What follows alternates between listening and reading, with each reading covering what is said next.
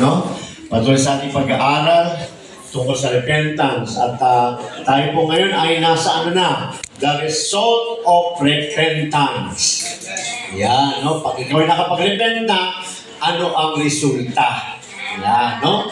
Pero mas lalalim pa tayo, no? Hindi tayo diretso sa resulta, no?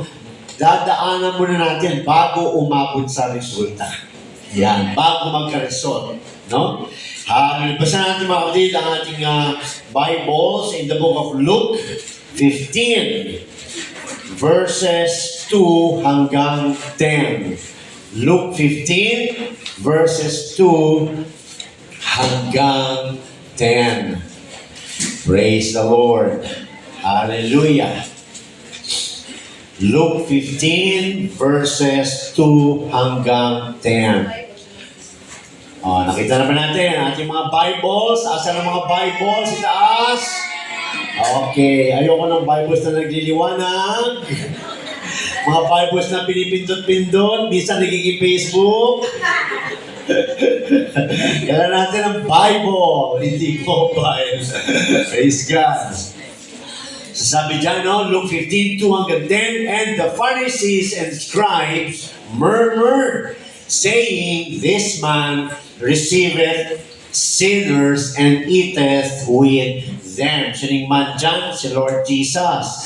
And he spake this parable unto them, saying, What a man of you, having 100 sheep, if he lose one of them, doth not leave the 99 in the wilderness, and go after that which is lost until he find it. So, iniiwan niya, no? Praise God, no? Iniiwan ng pastor yung meron siyang 100 na sheep, pero nawala yung isa.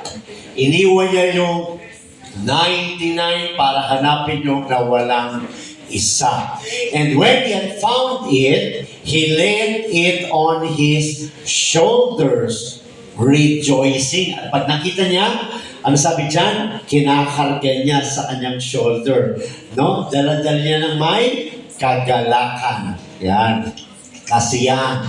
And when he cometh home, he calleth, saan ba tayo? Yan. And when he cometh home, he calleth together his friends and neighbors, saying unto them, Rejoice with me, for I have found my sheep which was lost. So, masaya siya, no? Sa sobrang saya niya, no? Nag-iimbita siya ng mga kaibigan niya at ipinamamalita niya, no? Makisaya kayo sa akin dahil nakita ko na yung aking nawalang tupa. Praise God. 7, I say unto you that likewise joy shall be in heaven over one sinner that repenteth. Praise God. More than over 99 just persons which need no repentance. Praise the Lord, no? Hallelujah. Either what women have 10 pieces of silver, if she lose one piece, doth not light a candle and sweep the house, and seek diligently till she find it. And when she had found it, she together saying, Rejoice with me, for I have found the piece which I had lost. Verse 10, Likewise I say unto you, there is joy in the presence of the angels of God over one sinner that repenteth. Praise God. Napakaganda, no? Yan ang resulta pag ang isang tupa o isang kaluluwa ay nagrepent. Napag-aral natin yung ibig sabihin, nagrepent, di ba, no? Tumalikod na sa kasalanan at lumapit na sa Diyos. So ito ay nagpapatukay sa isang decision making. Yan, no? Decision making. At ang good news dyan, nung nakita siya, ang sabi dyan mga kapatid, kinarga siya. No? So pag nag-repent ka kasi alam mong sinner ka, alam mong may kailangan ka, alam mong bumagsak ka sa kasalanan, etc., etc., mahina ka, malungkot ka, pero sabi ni Lord, no, pag nag-decide ka nang bumalik, ano sinabi dyan? Hindi lang magre-rejoice ang langit, hindi lang magre-rejoice si Lord, hindi lang magre-rejoice ang angels. Ano sabi dyan? Tutulungan ka niya. Bakit? Bubuhatin ka niya sa pagpapatuloy mo sa repentance. Di ba? Hindi ka nag-iisa. Pag nag-repent ka, pag nag-decide ka na bumalik na kay Lord, hindi ka nag-iisa. No? Bubuhatin ka pa niya, tutulungan ka pa niya na makabalik sa kanya. Hindi ka nag-iisa. No? Kaya tamang-tama yung devotion prayer kanina, no? Praise God, no? Anong excuse pa natin? Ano pa ang hinihintay natin? Ano pa ang kulang, no? Sabi nga kanina, no? Naibigay niyo na ang kanyang bugtong na anak para sa atin. Ano pa ang kulang? Lahat meron na. So, ibig sabihin, hinihintay lang talaga ng Diyos ang taong bumalik sa Kanya. Kasi ganyan naman tayo mga Christian, mga kapatid, no? Walang malakas, walang perfect, walang magaling. Di ba, no? Praise God. Meron lang isang perfect, no? Meron lang isang hindi lang magaling, talagang perfect, no? Na maaasahan. Kaya hindi tayo pwede mag-judge sa tao. Hindi talaga. No, hindi tayo pwede magmataas sa tao, mas mataas ang faith ko kaysa sa'yo. Hindi pwede. Kasi lahat tayo may kahinaan. Lahat tayo may pagkukulang. Lahat tayo. Walang magaling, no? Pero isa ang meron tayo. Isang tagapagligtas. Na kung uumpisan mo lang bumalik sa Kanya, praise God, bubuhatin ka pa niya sa desisyon mo. No? Kasi minsan, pag nag-desisyon tayo, akala natin, nag-iisa lang tayo. Hindi yun totoo. Ang totoo niyan, kaya nga tayo ay nasa grace dispensation. No? Alam ng Diyos na kahit na nag-desisyon ka nang bumalik, alam ng Diyos na mahirap pa rin. Kaya ano sabi dyan? Bubuhatin tayo ng Lord. Diba? Naalala ko yung mga footprints in the sun. Di ba, no? Akala niya, yapak niya yung nakikita niya sa sun. Hindi niya alam, yapak na pala ni Lord yun. Asa yung yapak niya, buhat-buhat pala siya ni Lord sa pagpapatuloy. Yan ang grace of God, mga kapatid. Walang magaling. Merong isang magaling lang na Diyos, mga kapatid, no? Kaya sa grace of God, pag tayo ang nag-repent, no? Minsan kasi pag nag-repent tayo, kaya ko, kaya. Huwag natin isipin kaya ko. Kaya ni Lord. Di ba? Sabi nga sa Bible, sabi ni Apostle Paul, I can do all things. Pero hindi tinapos ni Apostle Paul dun. Tinapos niya sa through Christ. Our Lord, kaya kong gawin lahat sa pamamagitan ng ating Panginoong Yesus. Kaya kung bumabagsak tayo, manlalamig, umatras, no, ang pinakamahalaga sa mata ng Diyos, kahit pagapang, patuloy ka lang lumapit sa Kanya, kahit pahirap. Di ba? Alam mo, minsan, ang pananampalataya, hindi lumalabas sa panahon na malakas ka eh. Kasi pagka malakas ka, ang galing mag-church. Di ba? Sakay ka lang ng jeep, malakas ka eh. Pag sinabing malakas, may gana ka, masaya ka, wala kang pagsubok, no? Kaya kayang-kaya mo. Pero minsan pag nasa pagsubok ka, minsan nasa kakulangan ka, minsan nasa kahinaan ka. Di ba? Kasi tinadaanan natin yan. Di ba, no? Real talk tayo, di ba? Mula sa pastor hanggang sa pinaka-latest, pinaka-huli, pinaka-bagong member, lahat tayo dumadaan sa ganyan, mga kapatid. No? Kaya kahit na nasa kahinaan ka, hindi mo alam, hawak ka pala ng Diyos. No? Kaya instead na manalangin ka na, tulungan mo ako, Lord, na patuloy na makahawak sa iyo. Mali yun. Sabi natin, tulungan mo ako, Lord, patuloy mo akong hawakan. Kasi kung tayo ang hawak, makakabitaw ka eh. No? Napapagod ka eh. Kaya prayer request natin, hawakan niya tayo. Di ba? At sasagutin talaga ni Lord yun. Bakit? Will ni Lord yun eh. Will ni Lord. No? Praise God. Kaya sabi nga dyan, no? Pag tayo ay mahina, andun na lahat, no? Pero pag nakita ni God na nagdi-decision ka na ayoko na. Ayoko na talaga. Gusto ko nang bumalik kay Lord. Kahit nahirap ka, kahit mahina ka, asahan mo, makakapagpatuloy ka. Dahil kakarga ka ng Diyos. Tutulungan ka ng Diyos. Di ka niya pababayaan. No? Kaya walang magaling. Walang Christian na, ganyan. Magaling ako. Kaya ko yan. Malakas ako. Walang ganun. Ang totoo, ang Krisyano ay mahina pero malakas dahil sa Diyos. Diba? Sabi nga sa Revelations, praise God, 13, ano sabi doon? Sa Church of Philadelphia. O, diba? Church of Philadelphia. Ang sabi doon, thou hast little strength. Ikaw ay may maliit na lakas. Pero never mo kong dininay. O, diba? Yung ibang churches, diba? 7 churches yon. Malalakas yung ibang churches, mayayaman, lahat meron, di ba, no? Pero pagdating sa Church of Philadelphia, siya lang ang naging acceptable kay God. Walang kayamanan, no? Hindi mayaman, hindi malakas. Sabi mismo sa Bible, no? And unto the Church of Philadelphia, sabi ni Lord, no? I will give you an open door. Oh, praise God, no? Bakit? Sabi doon, because you have a little strength. Meron ka lang maliit na kalakasan. Meron ka lang na maliit na kakayanan. Pero never mo kong dininay. Oh, di ba? Kaya hindi natin yung lakas natin, hindi natin kailangan yun. Kailangan natin makapasok sa atin ang lakas ng nag-iisang Diyos na buhay. Yun ang kailangan natin, mga kapatid, no? Kaya nandun tayo sa humility, sa pagpapaumba. Kaya kahit pagkapang ka pa, oh, di ba, no? Kahit pagkapang ka pa, no? Hanggat nakikita ng Diyos na lumalapit ka sa Kanya, nagre-repent ka, karga ka ng Diyos. Karga ka ng Diyos. Praise God. Hallelujah. Pero anong dulo niyan?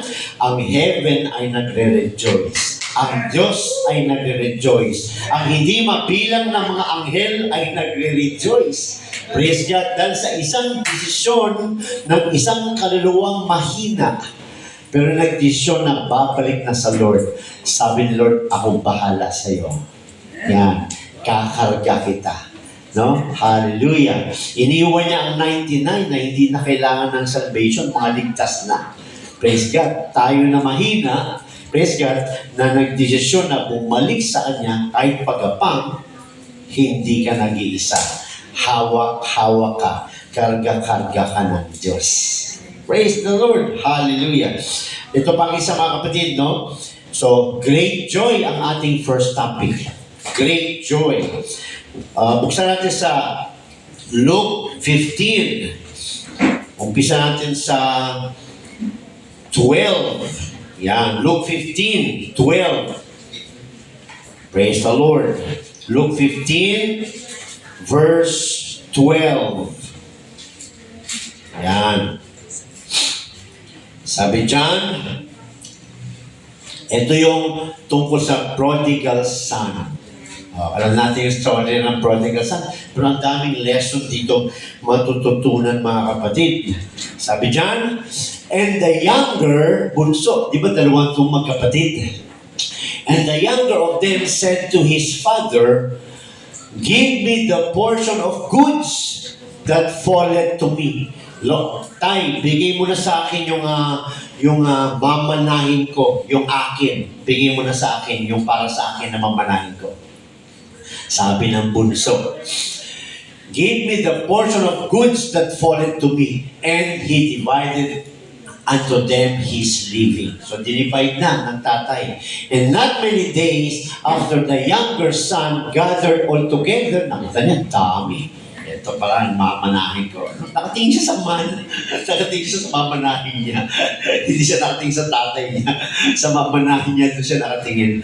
And took his journey in a far country, umalis. Kala niya, kaya niya na. No? Umalis. Mag-isa lang siya. Di siya nanatili sa kanyang tatay. And took his journey into a far country and there wasted his substance with riotous living. Ano ba yung riotous living? No, not in order. Siguro naglasing, nag-happy-happy, ginastos lahat doon, no, wala sa ayos sa pag-iisip. No, doon niya in-spend lahat ng kanyang kayamanan, lahat ng kanyang minana sa kanyang tatay. Doon niya ginastos, mga kapatid. Riotous living, mga kapatid. And when he had spent all, naubos na. There arose a mighty famine in the land, and he began to be in want. Kung kailan nawalan na siya ng pera, nawalan na siya ng pag-aari, nawala na siya ng possession, wala na natira sa kanya, doon pa nagkaroon ng tagtuyot. Yan. Doon niya na-realize na nangangailangan na siya. Yan, no? Minsan kasi mga kapatid, no, pag meron tayo, feeling natin, di tayo nangangailangan. Pag nawalan tayo, doon tayo nag-iisip na nangangailangan tayo. Minsan pag bless ka, ayaw mong lumuhod sa prayer. Minsan pag kinulang ka na, doon ka naluluhod. Di ba? Ugali ng tao yung mga kapatid, no? Pagka-bless, yan, Lord, baba ka muna sa trono, ako muna uupo dyan. Happy-happy muna ako. Di ba? Sir, nakaranas niya, taas sa kamay. Ako una, oh. O, di ba, no? Pagka-bless tayo, praise God, enjoy! Pare! Di ba? Naranasan natin yan. Praise the Lord, no? Kaya lang, no, minsan pagka ganyan, minsan, hindi tayo nag-iisip ano yung bukas. Yan, no? Ganyan kasi ang isip bata, no? Hindi nag-iisip kung ano yung bukas. Takto yun pala bukas. Paano yun naubos na yung budget ko?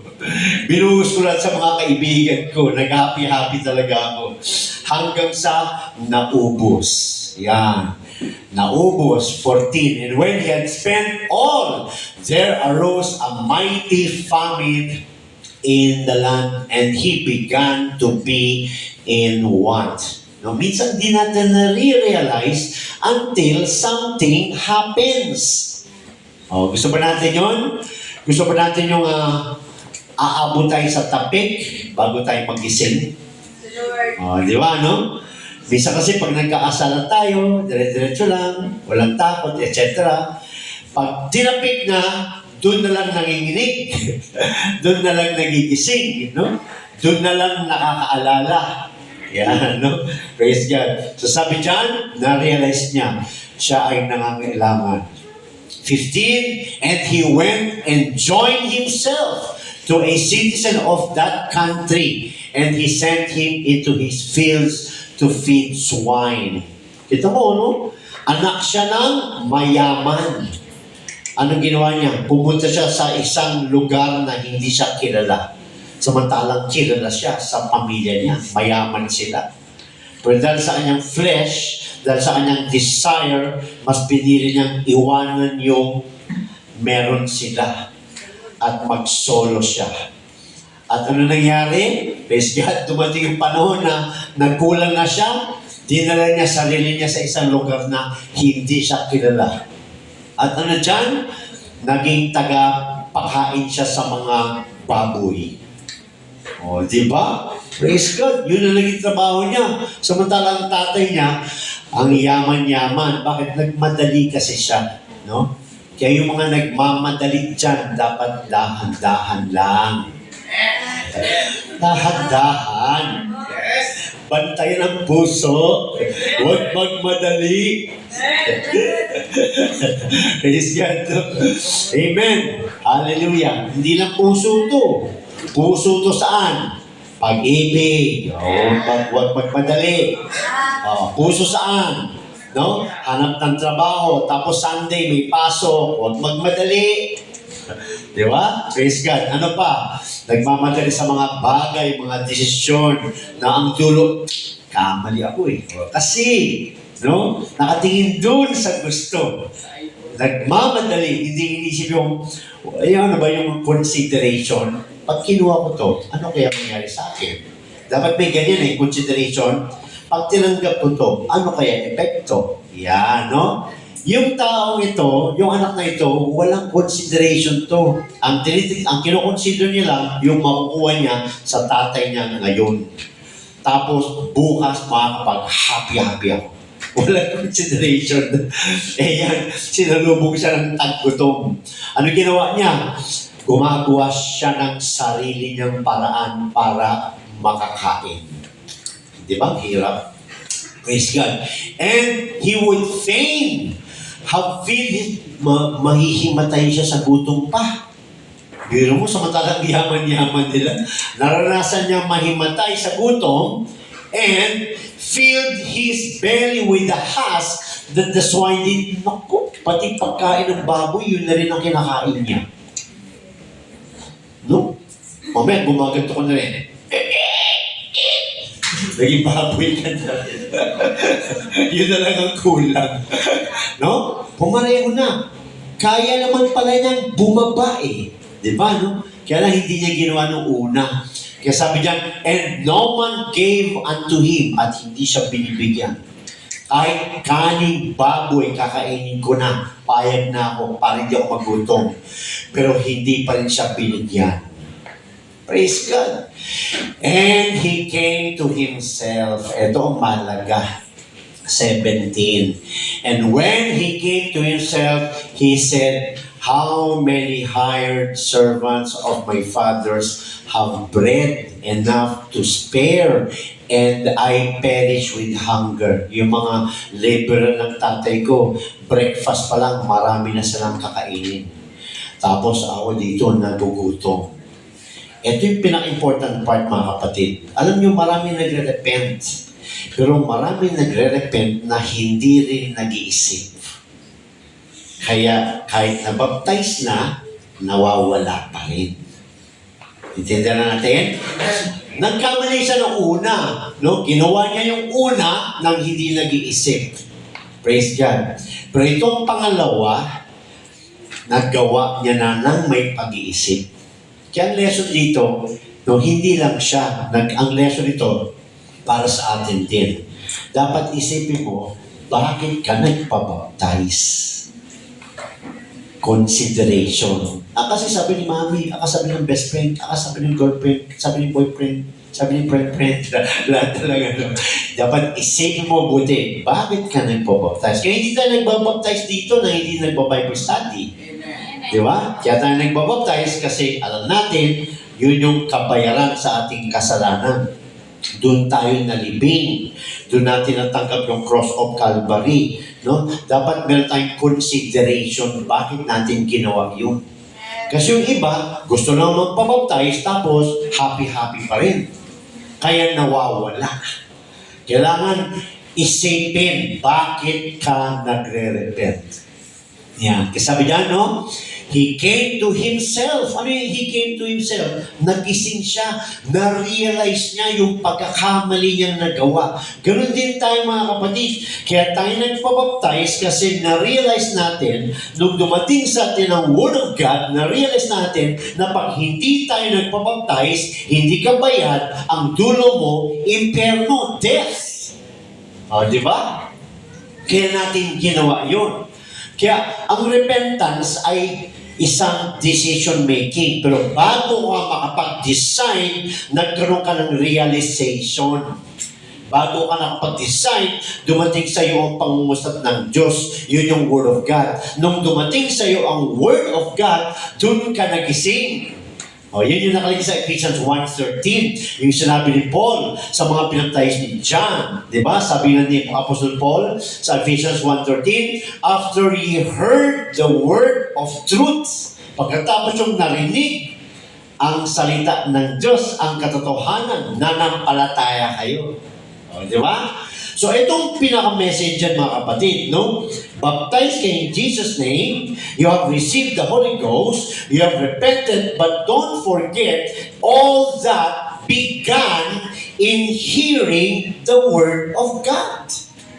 Kaya natin ginawa yun, sinunod yun, nagpabaptize dahil naunawaan natin.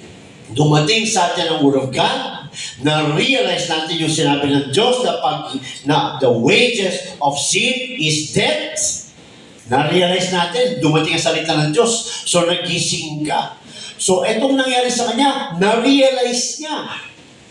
Na-realize niya na yung tatay ko, yung mga laborers ng tatay ko, umaga pa lang, may mga tinapay na. Ako, humihingi na nga lang ako ng pagkain ng baboy, hindi pa ako binibigyan. Praise God. Maganda to. Pangit yung resulta ng kanyang ginawa, pangit yung resulta ng ating ginawa, pero may good news. Na-realize niya, na-realize natin. Kaya tayo sumunod dahil dumating sa atin ang Word of God. Dumating din sa kanya ang realization dahil nakaranas na siya ng paghihirap. Yun. So, baptize ka na, may Holy Ghost ka na, nare-realize mo pa rin ba hanggang ngayon? Kasi minsan, doon na lang yun sa malayo. Na-realize ko, no? Wages of sin is death. Andun na yun, hindi mo na inaalala. No! Remember it up to now. Why you got baptized in the name of Jesus Christ? Why you have received the Holy Ghost? Why you repented? Kasi minsan, yun na lang ang help natin. So parang, ibon ka na, malaya ka nang lumilipad. No! Magbantay tayo. Magbantay tayo, kaya nga ang repentance kailangan araw-araw. Magbantay tayo kasi may dahilan kung bakit tayo nanampalataya. Ano yung dahilan? Tayo ay pag hindi sumunod, pag hindi nanampalataya, tayo ay hindi maliligtas. Yun ang dahilan. Kaya na-realize natin, nagising tayo, kaya tayo sumunod. Ngayon, nung sumusunod ka na, nasan ka na? Nandun ka pa rin ba sa realization o malaya ka nang lumilipad at kinalimutan mo na ang repentance?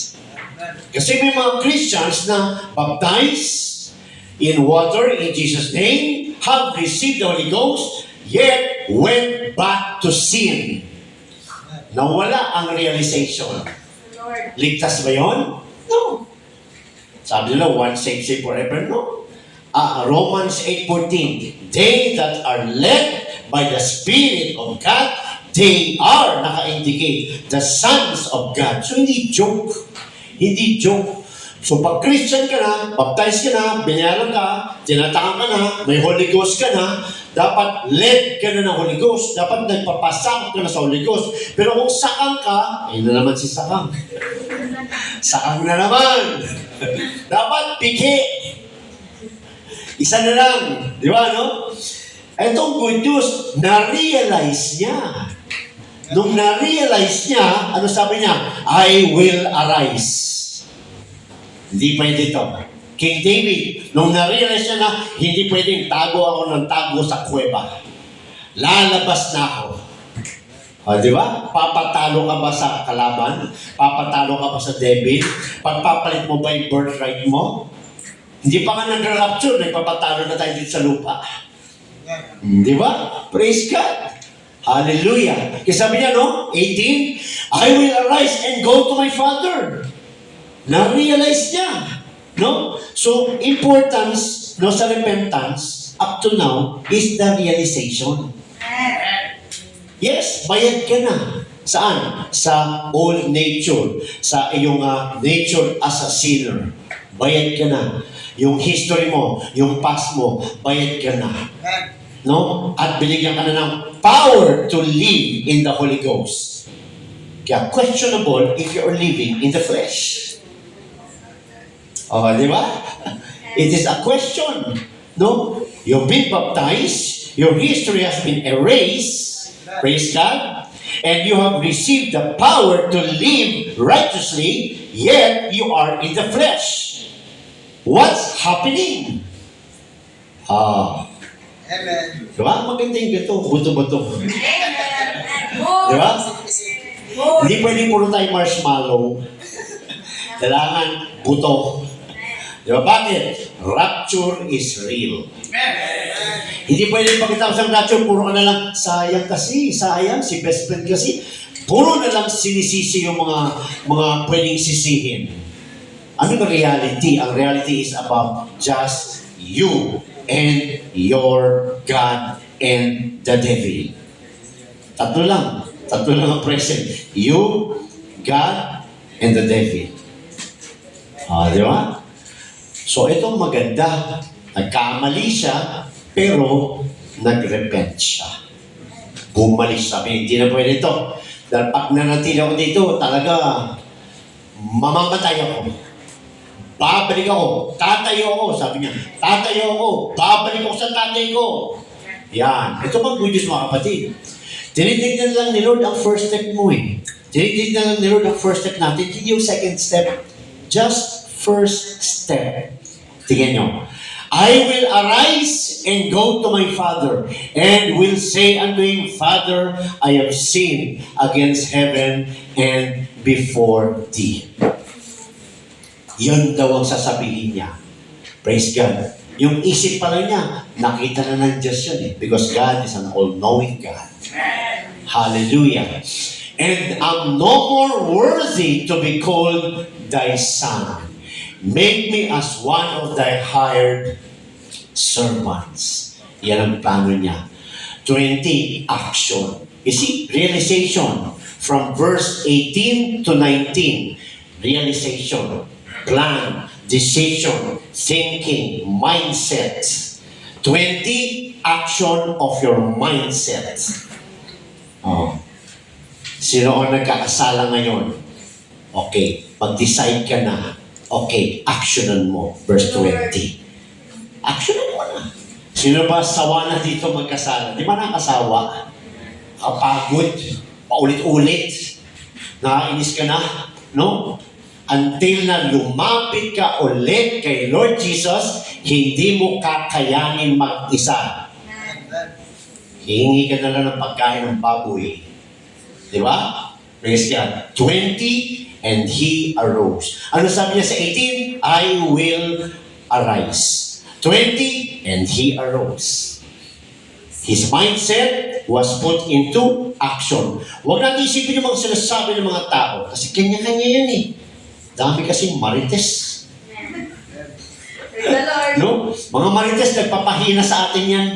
Huwag natin i-entertain. No? Yung mata niya wala sa lugar.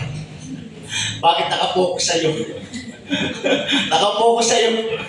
Praise God. Naalala ko, ito yung may pinipipray ako.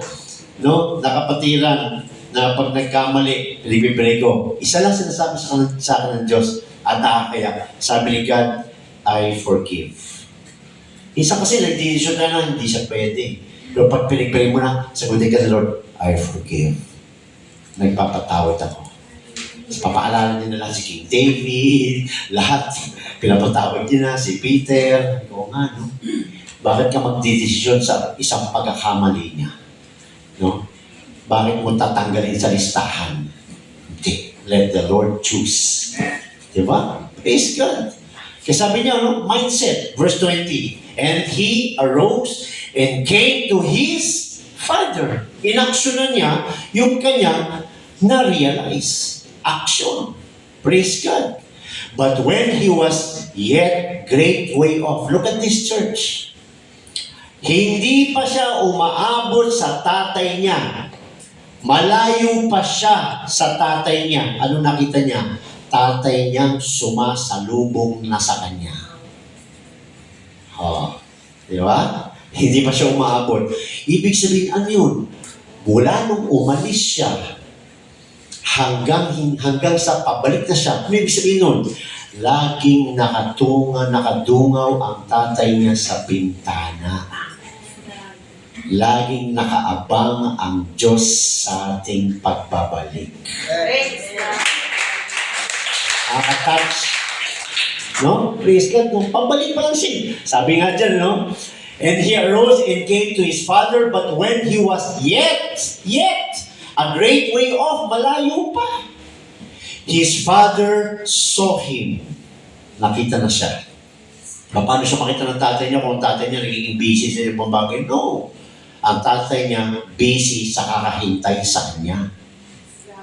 Ganyan si God sa atin. Busy si God waiting for our return. Praise God. Antayin pa rin tatay na dumating ka talaga dito. Hindi, sinalubong niya. Sinalubong niya. Praise God. Hallelujah. Dalawa kasi ang son sa Bible. Yung isa hinanap.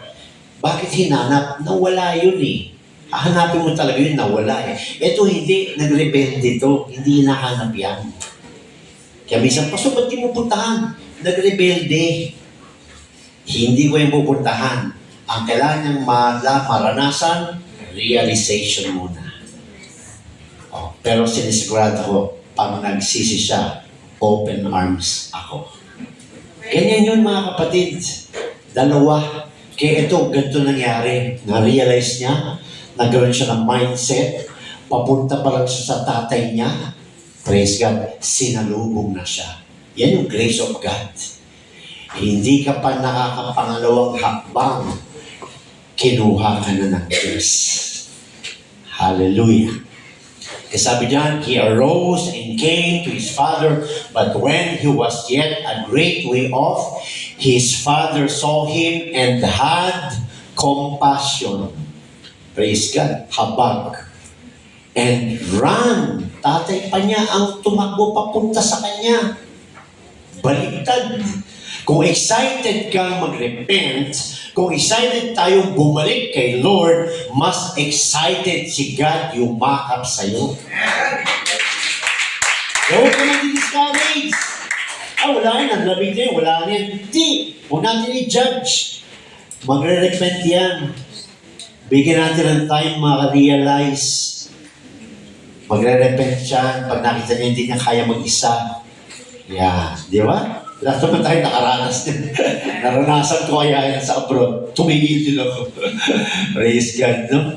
Hanggang sa habang tumatagal, walang bumibisita.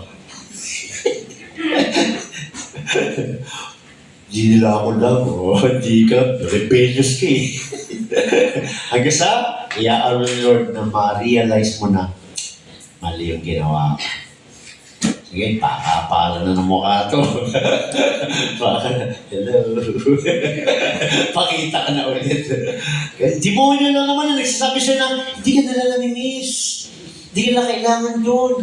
Wala kang kwenta, hindi ka magbabago. Wala. Demonyo lang yun. Nagsasabi na, huwag niyong paniwalaan. Pag naranasan natin malamig at di ka nakakadalo at feeling mo, di ba, napansin nyo, isa lang lagi sinasabi ng demonyo, pinag-uusapan ka na doon, isa. Di ba? Marami na ako nakasit na umalis, sabi ko, ano ba nisip mo? Pili ko, pinag-uusapan nyo na kami pasulit. Pinag-pray ka namin. Piling namin pasulit. Hindi na ako karapat-dapat. Sino ba karapat-dapat? Di ba? Ang devil laging pababagsakin ka eh. Wala kang kwenta. Hindi ka tinawag. Hindi ka magbabago. Wala kang pag-asa. Isa kang masama. Naalala niyo yung kwento ng bingi? Hindi pa yung bingi. Di ba? Sinisigawan siya, hanggang ka na lang, hindi mo kaya. Eh, bingi, ang dating sa kanya, kaya mo yan, akit ka pa.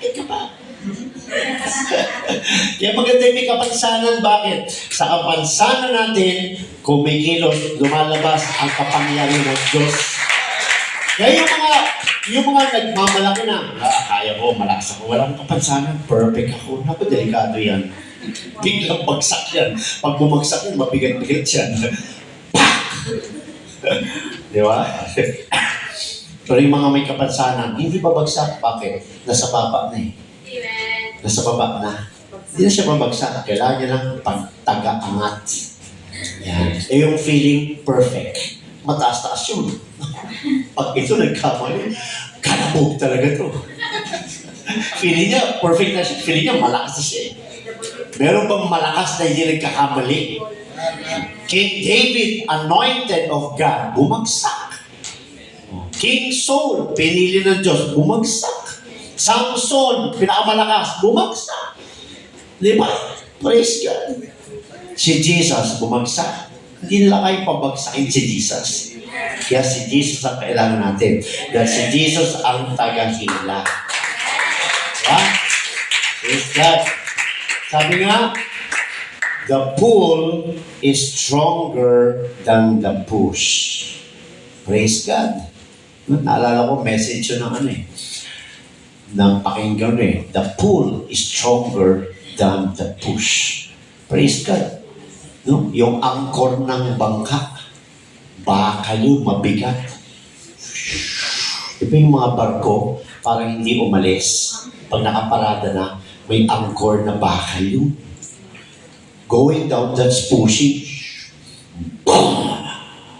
Diba? Ba't hindi makaalis ang barko? Because the pull is stronger than the push. Yung palayan ko, wow. Diba? Kaya kailangan natin ng pull, hindi push. Diba? Praise God. Hallelujah. Kasi sabi niya, He arose. At malayo pa, nakita na siya ng tatay niya. At nung nakita siya ng tatay niya, nagkaroon ng compassion habang ang tatay niya. Kita niyo mga kapatid, praise God. Malayo pa, ibig sabihin nakadungaw talaga tatay niya sa bintana. Saan na kaya? Bukas, gabi na Bukas. Pagising niya, siya na naman. Tingin na naman siya sa bintana. Sige, magtrabaho lang kayo dyan. May hinihintay ako Sige na, tatay. Praise God. Ay pa rin. Bukas na naman. Nakakaranas pa. Sige lang, sige. Naalaw ni God, makakaranas sa mga pagsubok. Pagsisisi niya, sige, pabalik din niya. Araw-araw. Nakita ng tatay. Ayan na. Ano ginawa ng tatay? Lumabas. Sa bahay. Ano yun? God manifest in the flesh para salubungin ka. Praise God. Praise God. Alam mo sabi doon? Niyakap siya. Sabi dyan, niyakap siya. And ran and fell on his neck. Alam niyo bakit nag-fell siya on his neck? Sa time nila mga kapatid, pag may rebellious, pinapatay by stone. Pag niyakap ng tatay, I'd rather die than my son. Cross of Calvary. Yun. And kiss him. Praise God. And the son said unto him, Father, ginawa niya yung sinabi niya, I have sinned against heaven and in thy sight, and am no more worthy to be called thy son. Ano yung mission ng repentance, mga kapatid? Praise God. Pag nag-repent tayo, dapat wala na tayo sa pagmamataas. Nakapag-repent na ako Pinatawag na ako ng Diyos. Nagkamali ako. Alam ko yan. Huwag mo papaalala. Pero nakapag-repent na ako Okay. Malakas na ulit ako. Hindi ganun. Praise the Lord. Di ba? Praise God, no?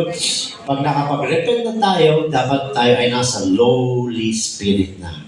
Pagpapakumbaba. Bakit?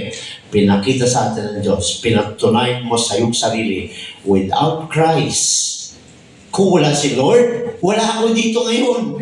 Kung wala si Lord, wala tayo dito ngayon, mga kapatid. So, sino pwede magmalaki dito?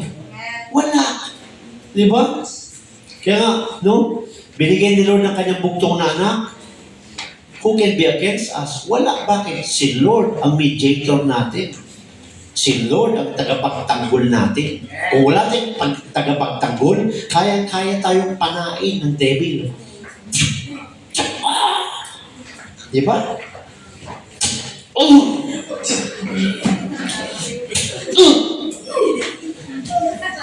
Pero meron tayong Lord Si Lord ang tumatanggap ng pain, ng sins natin. Di ba? Ginagano ni Lord, ikaw naman. Di ba? Dapat, habang tinatanggap ni Lord, nakaluhod ka. Thank you, Lord. Hindi natin binabaliwala yung cross of Calvary. Hindi natin binabaliwala yung repentance. Hindi natin binabaliwala yung ating decision that day. Up to now, Praise. inaalala natin. Amen. Hindi porket okay na, okay, tara na pare, inuman tayo, konti-konti, mamaya container na. Di ba? Woo! Praise God. 30 minutes pa lang tayo, 30 minutes pa lang ba? 15 minutes na. Half 30 minutes na lang. 15? Sige, inorasan tayo. Joke. So yun mga kapatid, no? Praise God.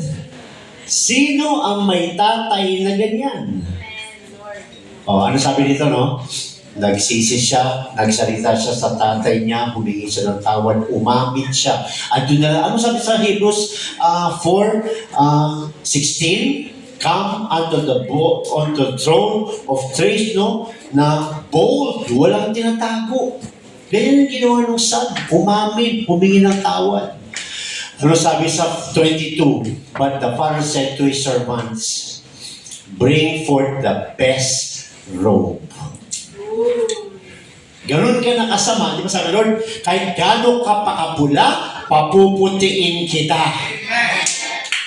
Sa isang hakbang mo lang na desisyon, bibigay sa Lord ang the best. Yung mapapaiyak ka, mapapailig ka lang sa, ay nako, kailan ako magbabago. Di ba? Bibigyan ka na lang the best robe and put it on him and put a ring on his hand and shoes on his feet. Ano yan? Pagbabago. Praise God. Change.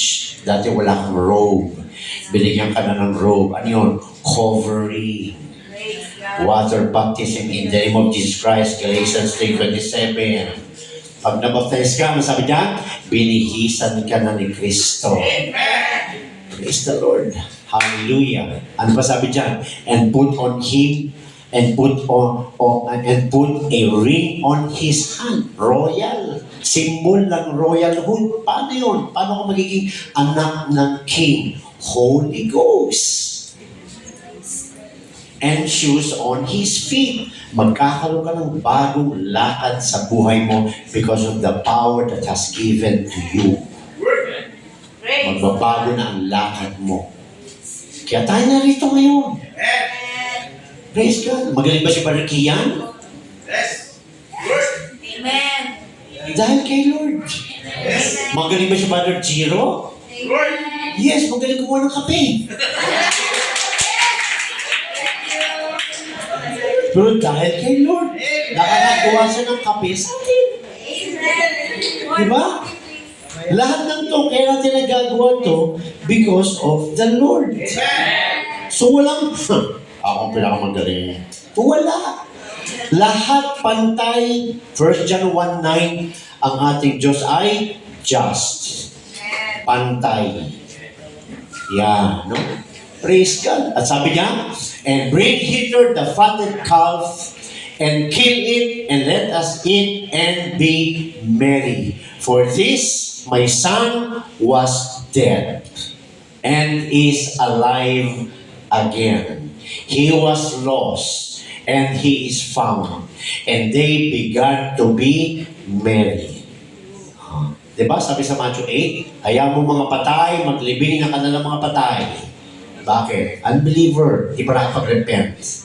Praise God. Pero pag nag-repent na, ano sabi dito? Nag-celebrate ang tatay. Praise God. Hallelujah. Kaya sabi niyo mga kapatid, no? Huwag natin kalimutan yung ating inumpisahan. Minsan kasi hawak na lang natin yung dulo. May Holy Ghost na ako eh. Oo nga, may Holy Ghost ka nga, pero are you still in repentance? Kasi yung repentance, di ba, pagtalikod patuloy sa kasalanan at patuloy na paglapit sa Kanya. Yun yung nananatili. Nananatili lang. Yung water baptism, nananatili yan. Na-covering mo hanggang ngayon. Holy Ghost, nananatili yan hanggang ngayon. Kaya ka napupuspos, kaya ka ginagamit doon, kaya nakapagpatuloy, kaya nagtatagumpay. Repentance, nagpapatuloy yan, kaya andyan lahat yan. Walang nawawala. Praise God. Hallelujah. All of heaven rejoices when one sinner repents. Eh, nakapag-repent na tayo, yan ang good news. Ano ba yung ibig sabihin ng repentance talaga? Decision na ayaw ko na, lapit na ako kay Jesus. Paano lumapit kay Jesus? Be baptized in Jesus Christ's name, you will receive the Holy Ghost. Andiyan na tayo. So ano to? Paalala na yung repentance mo noon, huwag mo kalimutan hanggang ngayon. Dahil hanggang ngayon, nagre-rejoice sila. Praise God. Knowing that God gives forgiveness of sins to all who confess openly brings us great joy. Openly? No? Hindi to sa ganyan. Openly, ikaw kay Lord. Yan, no? Hindi kayo kwento may mga kasalanan mo sa maraming tao. Praise God. Dadami ang marites niyan. Acts 8, last verse. Acts 8, 5 to 8. Hallelujah. Acts 8, 5 to 8. Then Philip went down to the city of Samaria and preached Christ unto them. And the people with one accord gave heed unto those things which Philip spake. Yan. Ano sabi niyan? Gave heed. Dahil may nagsalita. Praise God. Hearing and seeing the miracles which He did. Verse 7. For unclean spirits, crying with loud voice, came out of many that were possessed, and with them, and many taken with palsies, and that were lame were healed. Ano sabi sa verse 8? And there was great joy in that city. Yan ang nagagawa ng repentance. No? Paano magkakaroon ng repentance? May nagpipreach ng word niya. Kaya huwag tayo mapagod. Huwag tayo magsawa, mag-share. Bakit? Nadadala sila sa repentance. Yan, no? Si God ang kumikilos. Kasi sabi dyan, great joy. Praise God. Great joy in that city. Oh, amen? So, dyan tayo nagtatapos, mga kapatid. Hallelujah. Kaya, patuloy po tayo sa repentance, mga kapatid. Patuloy po tayo tumawag sa Diyos. Patuloy po tayo magpahawak sa Diyos, mga kapatid. Ang ating next subject, next week ay new birth. Yan. To God be all the glory. God bless us all in Jesus' name. Amen. Thank you, Lord.